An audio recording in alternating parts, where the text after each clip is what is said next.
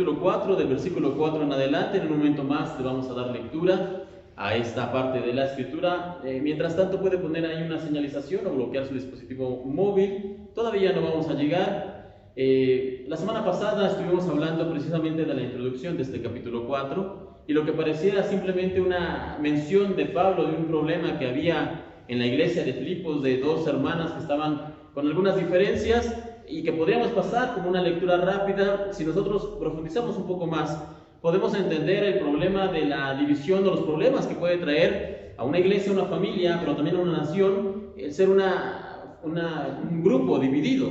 Eso es lo que hablábamos la semana anterior y por lo tanto es que el Señor nos invita y nos pide a nosotros como creyentes y como iglesia a que busquemos siempre la unidad como prioridad, que la unidad sea uno de los valores y baluartes que tengamos siempre presentes, la unidad como creyentes, la unidad como hermanos, porque cuando nosotros somos una iglesia unida, dice el Señor, que entonces van a ver a Cristo reflejado en nosotros. Por eso es que la importancia de la unidad, esto lo veíamos la semana pasada. Ahora, esta semana, hermanos, vamos a continuar con esta carta a los filipenses y les decía, ya estamos en la recta final.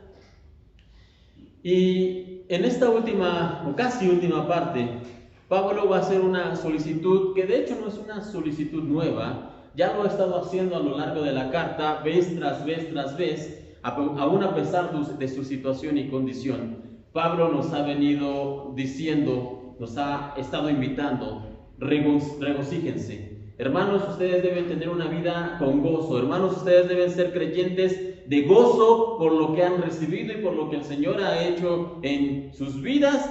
Y una vez más aquí Pablo lo va a reiterar. Por eso es que, como les decía en un principio de este estudio, la carta a los filipenses también es conocida como la carta del gozo. Acompáñenme por favor, Filipenses capítulo 4, versículo 4. Filipenses 4:4. Aquí les decía, Pablo nos hace una vez más este recordatorio y comienza diciendo lo siguiente. Luego de hablar de esta situación de la unidad, versículo 4 dice: regocijaos en el Señor siempre. Y por si no nos queda claro, dice otra vez digo, regocijaos. Regocijaos en el Señor siempre. Otra vez digo, regocijaos. Ahora bien, la palabra regocijaos se podría traducir o se puede traducir, tiene un significado como el hecho de estar muy felices, completamente felices, estar llenos de gozo, estar alegres en extremo. Básicamente esa es la palabra regocijar. De hecho no es una palabra que utilicemos tanto en nuestro vocabulario, porque rara vez nos sentimos de esta manera, que no debiera ser así como creyentes, pero regocijaos, reitero, es estar en extremo felices, llenos de alegría, llenos de gozo. Ahora debemos decir que esta petición que hace aquí Pablo, regocijaos, no es que Pablo simplemente ya no sabía cómo continuar la carta, dice, bueno, ponle ahí otra vez, repite la idea. No, esta es una petición que Pablo no hace a la ligera, pero sabe que tampoco es una cuestión de un corte o algo opcional. Tener una vida como creyentes de gozo o regocijarnos en el Señor no es algo que podemos o no podemos hacer. Pablo no escribe aquí, bueno, si ustedes gustan o si quieren o si les parece bien, pueden regocijarse en el Señor. De hecho, este es un mandamiento del apóstol Pablo y un mandamiento de Dios. Regocíjense en el Señor y otra vez os digo, regocijaos.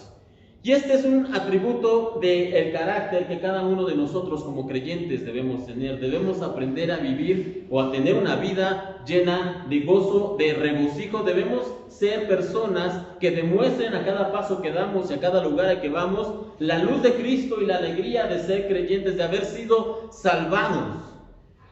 Y es que los cristianos deberíamos tener siempre una cara de gozo, y esa debería ser nuestra carta de presentación. Pero lamentablemente, entre muchos miembros de las iglesias de manera general, parece que no se sigue este mandamiento, este consejo que da Pablo, sino que más bien hacemos todo lo contrario. Porque no es raro encontrarse en las iglesias con algún hermano o con alguna hermana que su carácter denota, en lugar de este gozo y alegría que deberíamos tener, su carácter es un carácter de amargura, de ansiedad por las cosas que van a pasar, una cara siempre de dolor, un rostro desencajado, siempre andan tristes por todo y siempre andan enojados con todo el mundo. Y esos son los cristianos que muchas veces conocemos. Experimentan toda una serie de sentimientos distintos, todos menos, ¿sabe cuál? El gozo. Sin embargo, como ya les mencionaba, los cristianos debemos vivir con gozo siempre. ¿Por qué? Porque este es un mandamiento del Señor. Pero la pregunta es obvia. ¿Cómo logramos esto? Con problemas, con situaciones difíciles, con enfermedad, con tantas cosas que se agolpan día a día con la vida. ¿Cómo es posible llevar una vida con gozo? ¿Cómo es que nosotros podemos poner una buena cara ante todas las circunstancias que estamos atravesando en el mundo que vivimos, escuchando las noticias de guerra, de asesinatos, de muertes, de todo lo que escuchamos? ¿Cómo es que nosotros podemos vivir con gozo si realmente lo único que da es vivir con miedo? Nos dan ganas de vivir con miedo, con ansiedad, con cierta incertidumbre. Así sí podríamos vivir. ¿Por qué no Pablo escribe que vivamos con esto? No, Pablo tendría que escribir que debemos vivir como creyentes con gozo. Y una vez más la pregunta es, ¿cómo logramos esto? Bueno, lo primero que quiero dejar en claro, hermanos, es que vivir con gozo o tener una vida llena de gozo, que es lo que está pidiendo aquí el apóstol Pablo, no tiene nada que ver con ir por toda la vida con una sonrisa de oreja a oreja, cantando y cantando siempre y ser una especie de estas personas felices todo el tiempo. Esto no es lo que pide Pablo. También hay personas que viven de esta manera, pero muchas veces esto es una fachada. Esto no es real, esto simplemente es una careta que se pone delante del mundo para que no vean el dolor, para que no vean la tristeza, pero esto tampoco es lo que está pidiendo Pablo. Cuando él dice, regocijaos en el Señor, y otra vez os digo, regocijaos, no es que nos está diciendo que siempre y ante toda circunstancia y momento debemos sonreír y debemos vivir alegres y felices. Tampoco esta es la petición que hace Pablo. Y aunque no lo creamos, hermanos, hay cristianos que realmente llegan a pensar esto. Hay cristianos que piensan que la vida del creyente es vivir siempre cantando, vivir siempre alegre, vivir siempre con gozo, pero el Señor es realista y sabe que esto también no es posible. Es imposible para nosotros como humanos ser hombres o mujeres con una sonrisa eterna. ¿Ok? Es imposible para nosotros siempre ver todo por el lado positivo, que esto no es lo que nos enseña la Biblia, ya se los he mencionado. Así que una vez más, hermanos, ¿qué es lo que está pidiendo aquí Pablo y en extensión nuestro Dios cuando nos está diciendo aquí que debemos vivir con gozo, que debemos regocijarnos? Bueno, hermanos, como tal, el apóstol Pablo en los siguientes versículos nos va a ayudar a entenderlo. Y no solamente entenderlo, sino que nos va a dar ejemplos de cómo nosotros podemos tener una vida de gozo, una vida regocijándonos en el Señor. Y lo primero que nos va a decir es lo siguiente. Una vez más, acompáñeme ahí. Filipenses 4. Filipenses 4. Y vamos a leer el versículo 4 y 5. Dice aquí, regocijaos en el Señor, otra vez digo, regocijaos. Esto ya lo tenemos en claro, pero ¿cómo logramos esto? Bueno, el primer consejo que nos da Pablo es el siguiente, versículo 5. Vuestra gentileza sea conocida de todos los hombres. Así que el primer requisito, hermanos, que nosotros debemos cumplir en nuestra vida, si es que queremos tener una vida de gozo, es que debemos aprender a ser gentiles con los demás.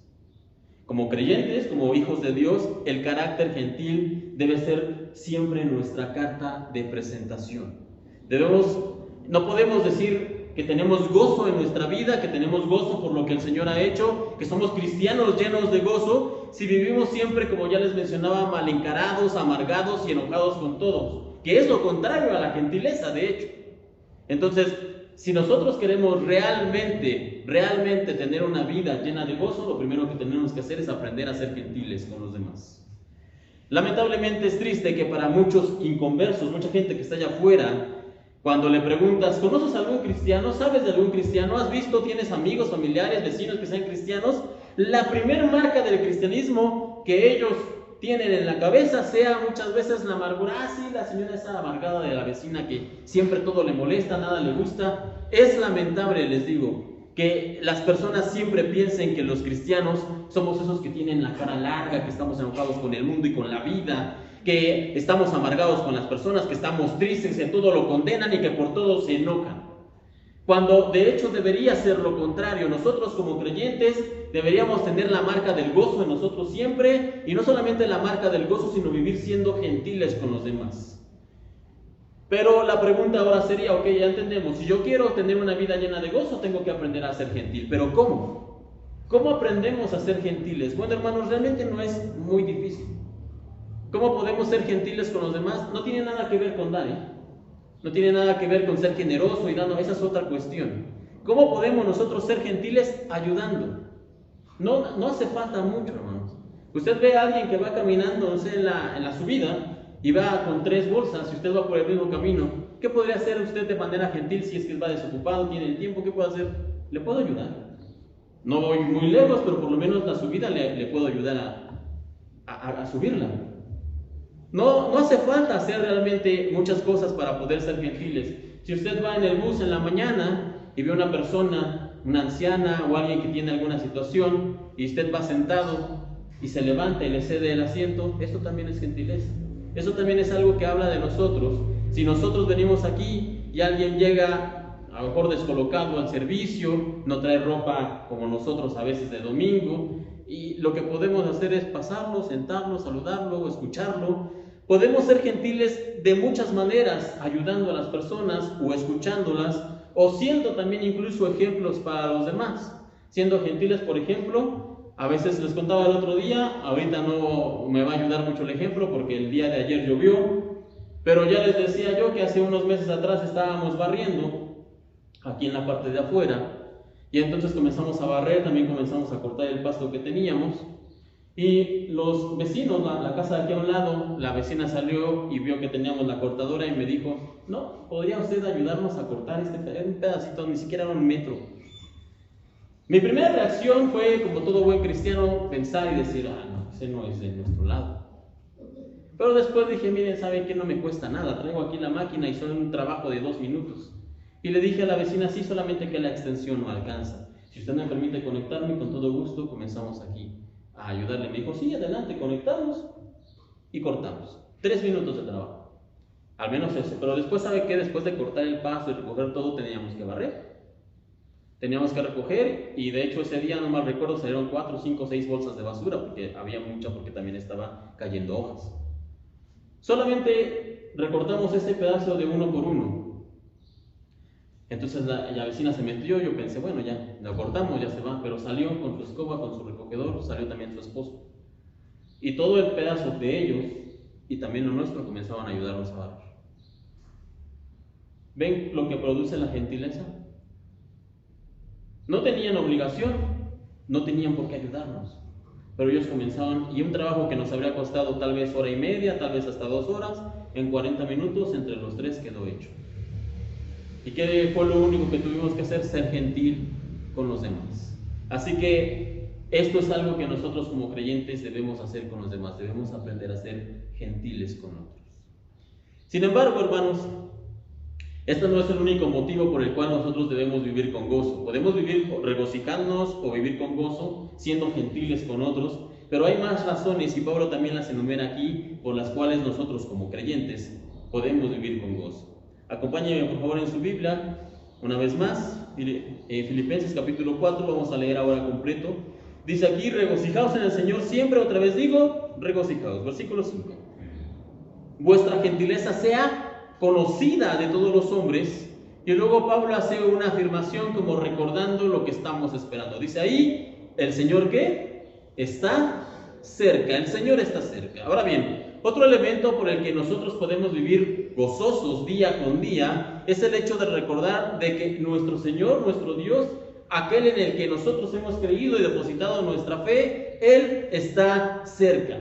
Y aunque la fecha no es conocida, nadie sabe cuándo Él vuelve. Y si usted escucha a alguien que predica y dice, Cristo está a la vuelta y el próximo año viene, o a finales de año está aquí, o en el 2020 no sé qué, ya, si usted escucha esto, huya de ahí.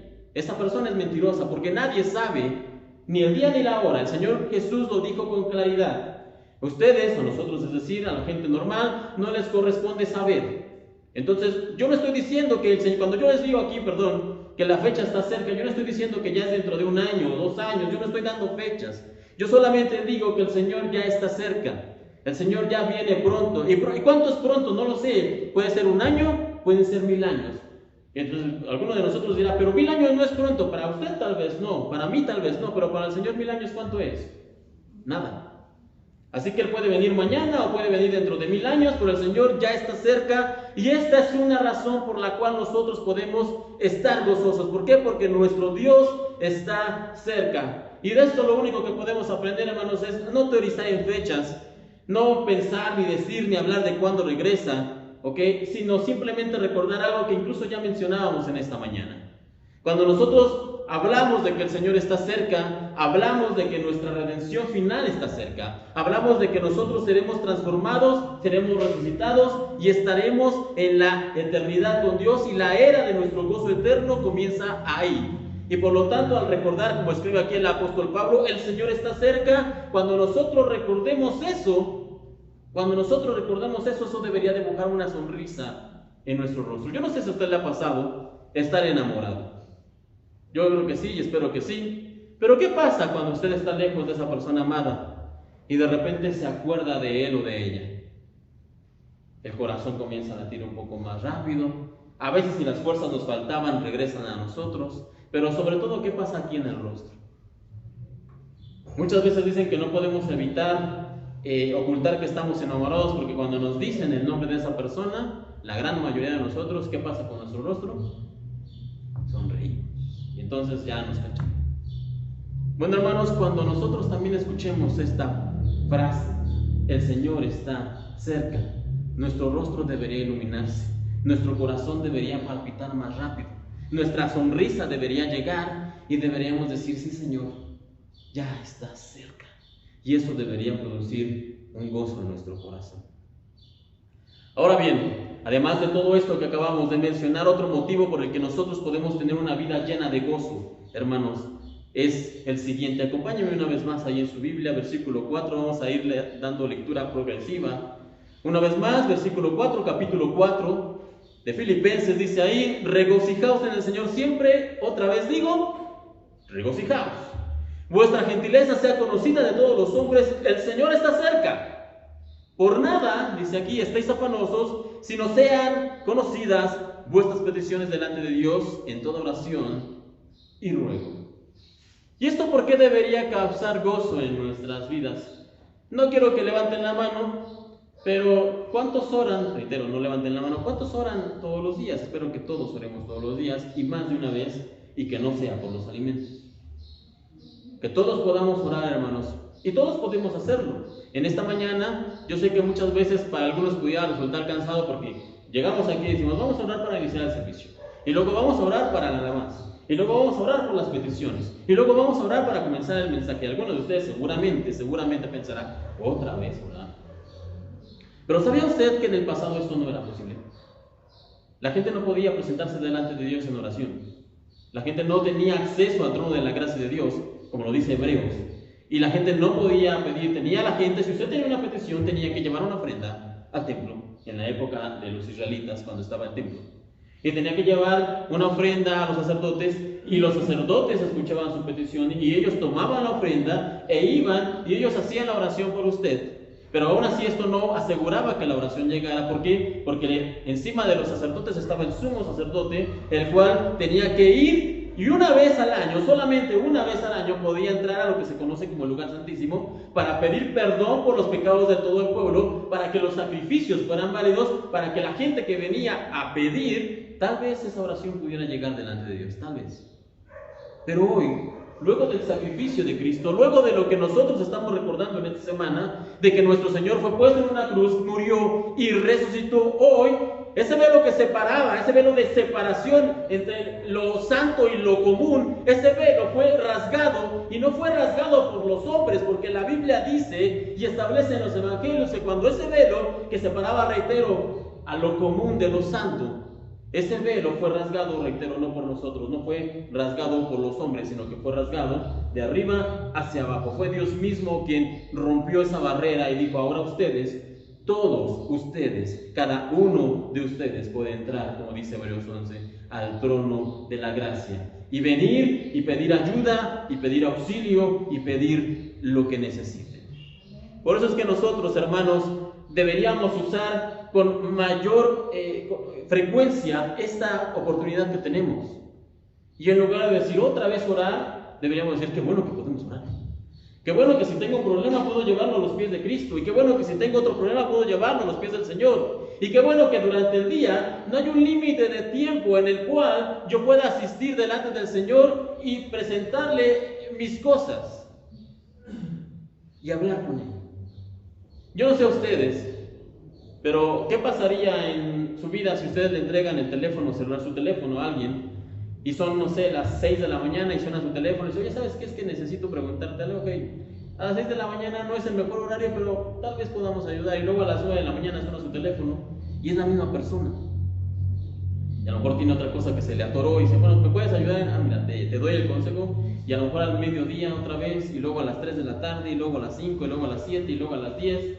Cualquiera de nosotros, ¿qué diría? ¿Sabes qué? Ya no voy a tener este teléfono, pero lo voy a cambiar y luego te lo paso. Y nunca se lo volveríamos a pasar. Pero con el Señor no es así. El Señor siempre está atento a nuestras oraciones y Él espera que nosotros oremos todas las veces que sea necesario durante el día, y Él va a recibir con gozo esas oraciones, ya sea una o ya sean 100. Él siempre va a estar atento. Y esta es una razón, este es un motivo por el cual nosotros podemos tener una vida llena de gozo cuando entendemos que tenemos acceso al Dios creador del universo, al ser más poderoso de todos, todas las veces que queramos durante el día. Eso debería causarnos gozo. Ahora bien, luego de considerar esto, hermanos, todo lo que acabamos de mencionar, no podríamos nosotros hacer otra cosa más que vivir agradecidos, y Pablo lo sabe, y de hecho lo sabe y lo escribe una vez más. Acompáñenme para ahí en Filipenses capítulo 4, del 4 en adelante. Una vez más vamos a leerlo. Regocijaos en el Señor siempre, otra vez digo, regocijaos. Vuestra gentileza sea conocida de todos los hombres. El Señor está cerca. Por nada estéis afanosos, sino sean conocidas vuestras peticiones delante de Dios en toda oración y ruego. ¿Con qué? Con acción de gracias. Hermanos,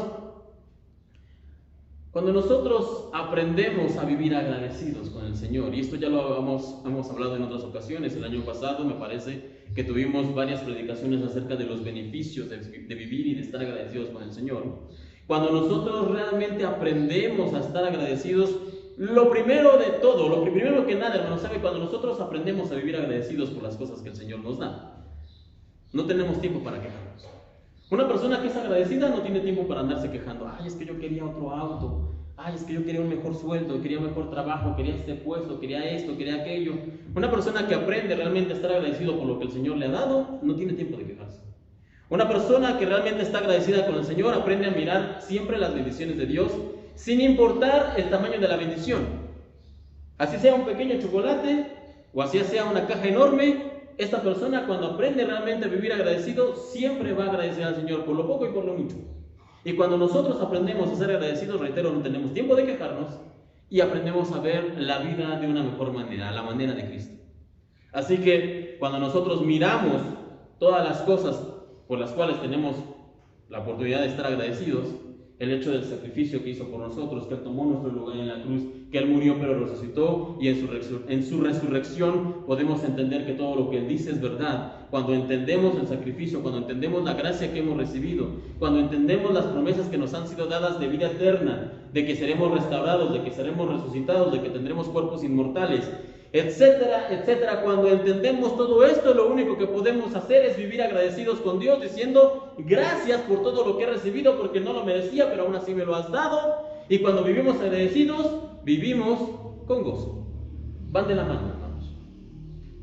No obstante, quizá por encima de todo esto, hermanos, solo quizá, pero hay un mayor beneficio que nosotros podemos obtener cuando aprendemos a tener una vida de gozo, una vida regocijándonos en el Señor.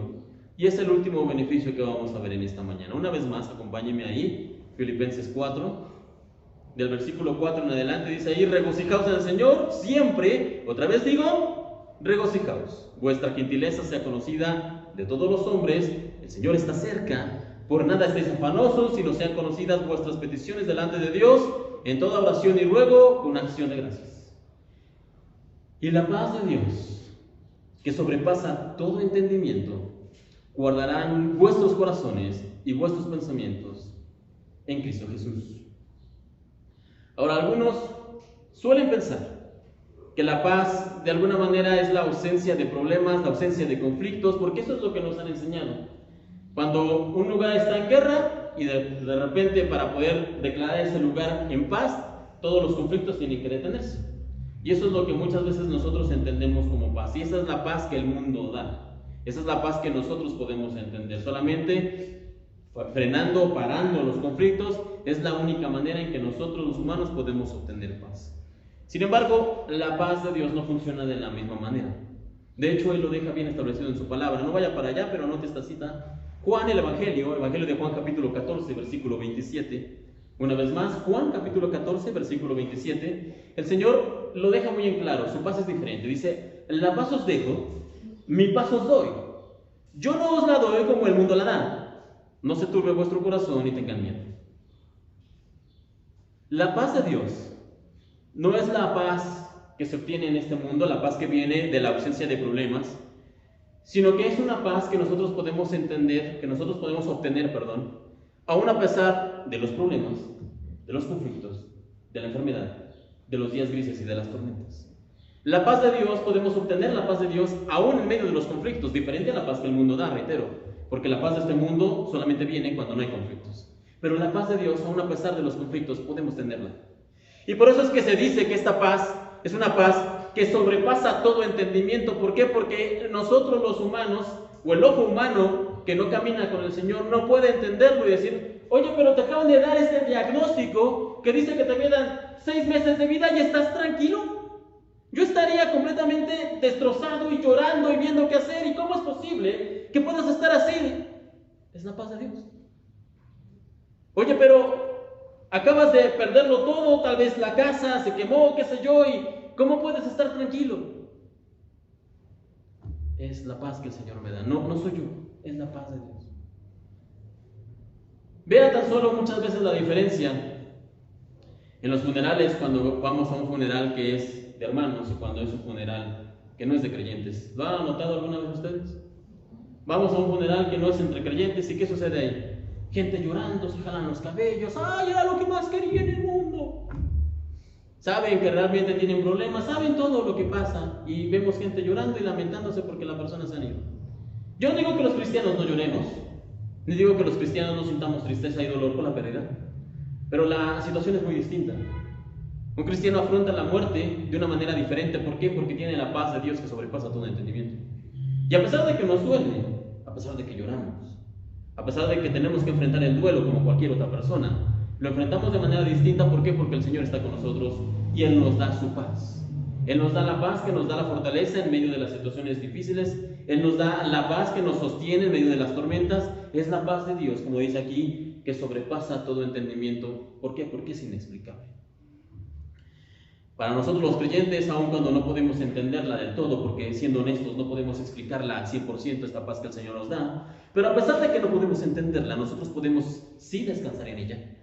De tal manera que incluso podemos llegar a decir, como escribiera el salmista, Jehová está conmigo, no temeré lo que me pueda hacer el hombre. Salmo 118, versículo 6. Jehová está conmigo, no temeré lo que me pueda hacer el hombre. De hecho, los salmos están repletos de estos salmos de paz, en donde dice el salmista muchas veces, aunque caigan a mi lado 1000 y 10,000 a mi diestra, no temeré. Aunque un ejército acampe contra mí, no temerá mi corazón. El Señor es mi escudo, el Señor es mi fortaleza. Aunque los montes sean removidos al mar, yo estaré confiado en el Señor, escribe también el salmista. Así que todo esto, hermanos, cuando vemos estos salmos y cuando nosotros nos adueñamos de esto, no es que tengamos un gran espíritu de templanza, o que seamos fuertes, o que seamos valientes, o que estemos llenos de experiencia. Puede haber parte de ello, hermanos, pero lo cierto es que cuando nosotros nos podemos mantener tranquilos, aún en medio de la peor de las tormentas, es porque la paz de Dios, que sobrepasa todo entendimiento, ha venido a nosotros y Él nos la ha consentido. Tan solo, hermanos, ya para ir terminando, podemos recordar la condición de Pablo. Este hombre que nos está escribiendo y nos dice, regocíjense, y otra vez les digo, regocíjense en el Señor, y tengan paz, y tengan ánimo, y descansen, y hagan esto. Este hombre que está diciéndole todo esto a la iglesia está en una cárcel, y tiene sufrimientos, y tiene penalidades, y está a pocos días de recibir un juicio que posiblemente lo va a llevar a la muerte. Y aún a pesar de todo, Él les escribe a la iglesia: hermanos, ustedes regocíjense, ustedes estén felices y gozosos en el Señor, ustedes deben tener paz, ustedes deben tener alegría. Y Pablo, a pesar de todo, escribe esto. ¿Por qué? Porque él estaba agradecido con Dios. Porque él mismo dice: yo no debería estar aquí, él lo escribe. Yo no debería estar comunicando el mensaje del Evangelio, pero aún así el Señor me rescató por su gracia. Y como decía unos versículos atrás, porque por la gracia de Dios soy lo que soy. Pablo está agradecido con Dios y él vivía con gozo. ¿Por qué? Porque el Señor había hecho su obra en él. Por lo tanto, lo que nosotros debemos hacer, hermanos, es aprender del ejemplo del apóstol Pablo. Y si queremos aprender del ejemplo de este hombre, debemos pedirle al Señor. ¿Y qué debemos pedir? Por esto ya terminamos, hermanos. 3 peticiones que puede llevar usted en oración en esta semana, y no solo en esta semana, sino en adelante. Lo primero que podemos hacer es pedirle al Señor: Señor, ayúdame a tener gozo. Quita de mí esa cara mal encarada, ese espíritu de enojo, esa cuestión de que todo me molesta y con todos me peleo. Señor, ayúdame realmente a ser una persona que tenga gozo, que demuestre gentileza, que sea bueno con los demás, a mostrar más el carácter de tu Hijo Jesucristo. Ayúdame a ser una persona con gozo en la vida, si es que no lo tenemos. Segundo, otra oración que podemos también hacer es: Señor, recuérdame ser siempre agradecido en todo momento. Tal vez yo quería algo más, tal vez yo quería otra cosa, tal vez yo buscaba otra situación, mi anhelo era otro, pero en tu bendición ayúdame a ver lo que tú me has dado y a ser agradecido con lo que tengo, aun cuando sea pequeño. Señor, porque tú sabes lo que necesito y tú me das lo que necesito. Señor, ayúdame a ser agradecido. Y por último, otra petición que podemos hacer, hermanos, es decirle a Dios: Señor, ayúdame sin importar mis circunstancias, las pruebas, el dolor, la enfermedad, lo que esté atravesando, sin importar esto, Señor, ayúdame a descansar en tu paz. Yo no puedo, por más que me esfuerce, por más que me concentre en tener paz, lo cierto es que se me escapa el sueño, las ojeras me delatan, la situación me está afectando en la cabeza, en el corazón, en la espalda. Ya esto es algo insostenible, y si tú no me ayudas, Señor, a descansar en tu paz, ya no solamente voy a tener el problema, sino que el problema me va a causar problemas físicos a mí también. Así que si usted está en esta situación, pídale a Dios: Señor, ayúdame a descansar en tu paz. No necesito entenderla, porque es una paz que sobrepasa todo entendimiento. No necesito entenderla, Señor, solo necesito descansar en ella. Acompáñeme ahí en su Biblia, los versículos. Con esto terminamos. Una vez más, y les voy a pedir ahora que se pongan de pie, hermanos. Pónganse de pie.